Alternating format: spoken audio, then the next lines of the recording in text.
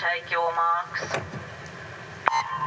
So we're underway in the 200 metres individual medley multi-class final in the centre of the pool in the red cap. Jasmine Greenwood, very good start. Out there in lane 6, started well as well was Natalie Shaw in the red cap, and over in lane 2, Poppy Williams swimming strongly, the 17-year-old. A brilliant start by Jasmine Greenwood. She's doing a beautiful butterfly stroke, so even and such a high stroke rate. It's important to remember that in this in these para events, each athlete is competing against themselves, essentially. They are looking to get as close as they can to their individual classification's world record. And the closer they get to that, the more likely they are to put themselves in contention for the Paralympics. So it's important to remember that Tiffany Thomas-Cain is over in lane 1. She is an SM7 athlete. So the lower the number of these, the lower the number, the more impaired the athletes are in the water. So we'll expect her to be behind the field, but she is very competitive in this event in her own classification. So we'll look at the all-important qualification line and expect her to be a long way ahead of it. Yeah, well, there they are, and there are several athletes well ahead of it at the moment, including Tiffany Thomas-Cain. You can see her up there at the top of the screen in the pink cap. Great backstroke leg from our leader Greenwood into the breaststroke now, and there are always strengths and weaknesses with each of these 4 strokes in the 200 IM. She was well ahead of her qualification time and on the way to a new Australian record if she can hold up this pace. Interested, Tiff Thomas, there she is. She's putting in a great performance as well. Her best is under the 3 minutes, and she is looking to do that to try and make the team or put herself in contention.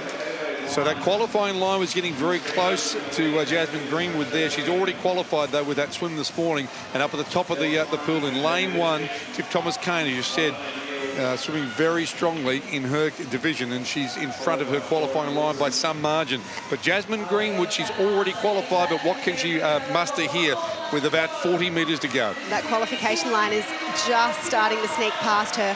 Tiffany Thomas-Cain, that breaststroke leg is her strongest. She won a gold medal in the 100 breaststroke in Rio.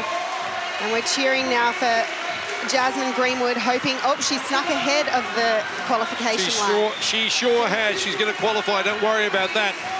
But she's already nailed it this morning. She gets it again this evening. 2:29.83. So that is a new Australian record. It was 2:29.93 this morning. She's broken it again.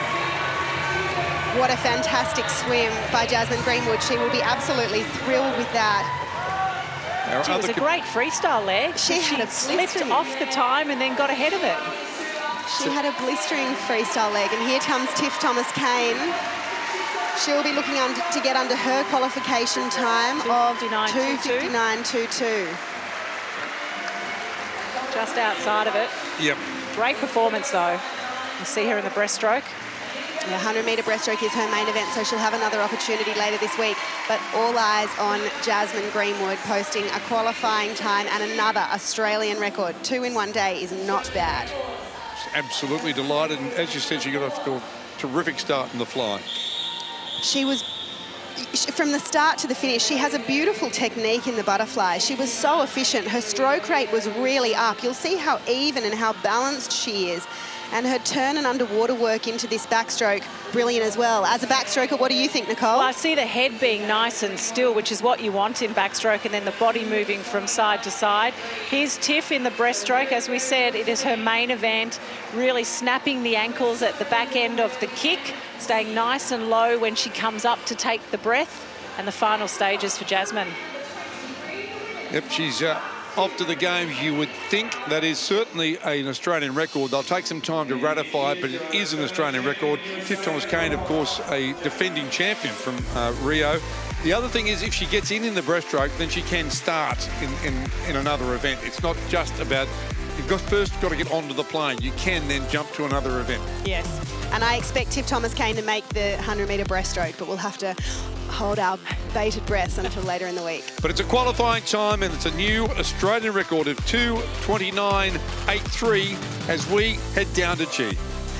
Jasmine, congratulations. 2 Australian records and, of course, Paralympic qualifying times in one day. Yeah, it's been a really good day for me.